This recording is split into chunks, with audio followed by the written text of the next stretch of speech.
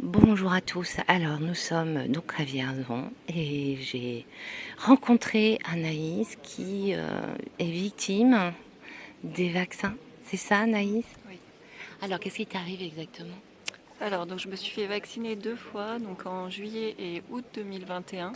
Et une semaine après la deuxième dose du vaccin, en fait, j'avais très mal à la tête et j'ai demandé à aller aux urgences à Saintes. Et là, ils m'ont déclaré une thrombophlébite cérébrale, donc un caillot de sang dans le cerveau, Ok, transporté directement à Poitiers en urgence. ok. Je suis arrivée à Poitiers et en fait, je me suis mise seule dans le coma. Je pense que c'est le cerveau qui a voulu se protéger. Et de là, après, ils m'ont mis dans le coma et je suis restée plus d'un mois dans le coma. Ouais, je me suis réveillée le 9 octobre. Ok, Voilà. et donc est-ce que à l'époque on t'a parlé d'effets secondaires ou... Non, le médecin qui m'avait fait le vaccin avait dit à mon ex-copain que je pouvais juste être déréglée. Voilà, seulement. Ah, bah, enfin, c'est déjà pas mal et Ouais. qu'ils avouent qu'il y a des problèmes au niveau des menstruations, mais ah oui, c'est tout. Et quand tu es sortie, alors t'es sortie du coma, tu as eu des séquelles derrière? Alors oui, j'ai une séquelle qui est invisible. En fait, je ne vois plus du côté gauche des 2 yeux. C'est une hémianopsie latérale homonyme gauche, ça s'appelle. Et D'accord. pendant mon coma, en fait, j'ai été opérée 2 fois. Ils m'ont retiré la... Alors, la première opération, c'est une craniectomie. Ils m'ont retiré un quart de la boîte crânienne. Et par rapport à la pression intracrânienne qui était trop élevée, une pression normale, c'est de 1 à 10. Et la mienne était à 50. Donc en fait, c'était une cocotte minute. Donc ils ont libéré la pression en coupant un quart de la boîte crânienne au départ. Et 10 jours après, ils se sont aperçus qu'elle était encore trop élevée. Donc en fait, ils m'ont retiré la moitié de la boîte crânienne. Donc je suis restée 1 an sans boîte crânienne, la tête rasée pendant le coma. Et voilà. Et du coup, c'est le séquelle, parce que pendant mon coma, ils ont fait signer une décharge à mes parents, parce qu'il n'y avait plus d'espoir que je me réveille. Ils ont dit elle va mourir, ou sinon elle sera tétraplégique. Mes parents ont signé, ils sont engagés à ce que j'ai des lourdes séquelles, et je me suis réveillée. Voilà. Et quand tu t'es réveillée, est-ce que tu avais des séquelles? Non, je me souvenais de tout. Justement, j'attendais mon permis de construire fin août. Et quand j'ai vu ma mère à mes côtés, alors je chuchotais parce que j'avais plus de voix, intubée pendant un mois. Donc en fait, je lui ai demandé si j'avais reçu mon permis de construire. Et elle m'a dit oui, oui, on l'a reçu le 8 septembre, ça faisait 3 jours que tu étais dans le coma. Ah oui, donc tu ne réalisais même pas que tu étais J'avais partie dans le dormi une nuit pour moi. Et en fait, non, ça faisait plus d'un mois. incroyable. Ouais. Et à quel moment tu as fait le lien avec le vaccin en fait? Parce qu'il y a eu beaucoup de thromboses, on sait qu'il y a des gros problèmes au niveau du sang, mais à quel moment toi tu as fait le lien? Alors en fait, c'est pendant mon coma, ils ont fait des conférences, enfin des visioconférences sur mon cas international. Et il y a un interne de Paris avec le professeur Préfot de la Tour aussi, qui a mis la piste du vaccin, vu que ça faisait une semaine après la deuxième dose que j'ai fait le coma. Et du coup, ils m'ont fait des myélogrammes, des ponctions de moelle osseuse. Au début, ils ont dit que c'était une maladie rare, HPN. Ouais, Et en fait, il s'avère que j'ai rien dans la moelle osseuse. d'accord. Donc c'est le vaccin.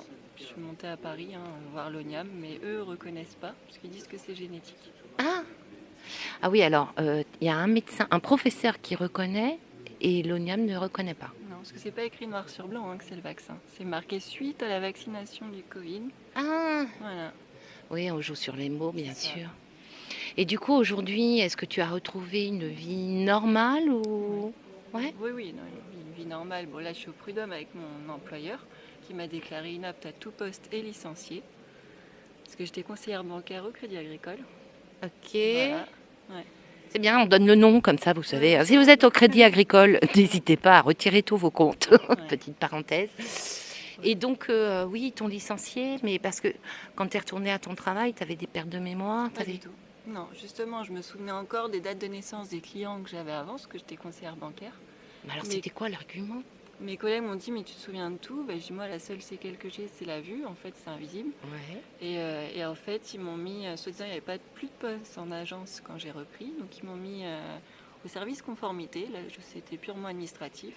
Et Ok. au bout de 2 mois, ils m'ont mis à la plateforme téléphonique, un open space où on est 40 au téléphone. Et moi, le brouhaha, je ne supportais pas, Bah oui. déjà de base. Et là, ils ont fait une étude de poste pendant mes congés, voilà, la médecine du travail, poste jugé inadapté, pas de reclassement possible, déclaré inapte et licencié.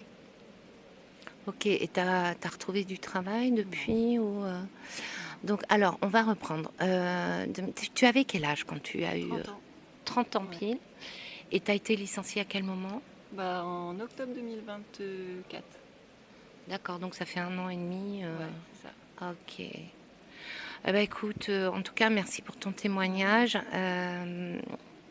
Ouais, je suis de tout cœur avec toi. Je suis désolée. Et c'est vrai qu'on ne sait pas quoi dire quand c'est comme ça. Ouais, Ouais, je suis surnommée la miraculée par les médecins, les chirurgiens, parce qu'ils comprennent pas pourquoi je me suis réveillée ouais. à Poitiers. Et ouais. Puis C'était pas ton heure en fait. bah ouais.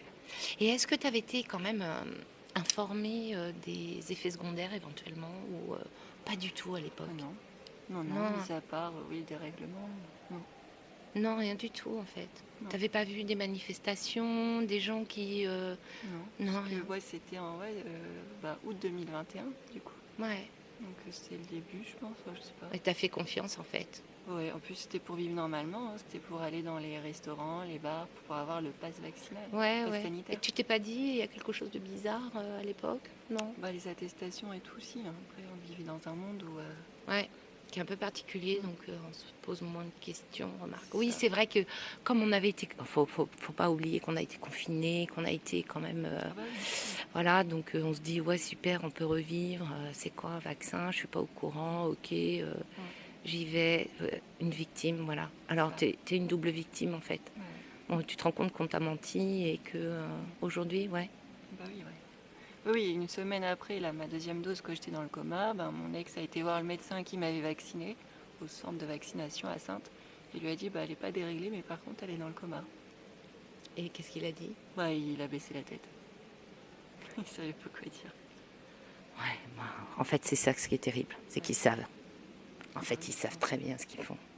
C'est horrible en fait. Bon, allez, on va pas aller dans la colère, c'est pas le but.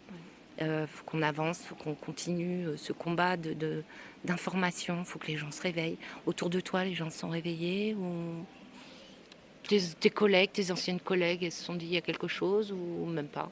Oh bah oui, de toute façon, mon entourage, ma famille, mes amis, oui. Ils sont tous... Bon, après, il y en a beaucoup, le tri s'est fait tout seul aussi. Hein. Ouais, Ouais. ouais, il y en a qui y croient encore. Bah écoute, en tout cas, merci beaucoup Anaïs pour ton témoignage. Je te souhaite beaucoup de courage. Et puis bah, déjà, tu as beaucoup de courage de témoigner comme ça à visage découvert, c'est super. Et là, bah, on est dans la salle, ouais, là où il y a les conférences. On s'est isolé parce que la salle est un peu bruyante en fait. On aurait pu se mettre sur les fauteuils, hein, remarque. Hein. Voilà, belle journée à toi, Naïs. Au revoir.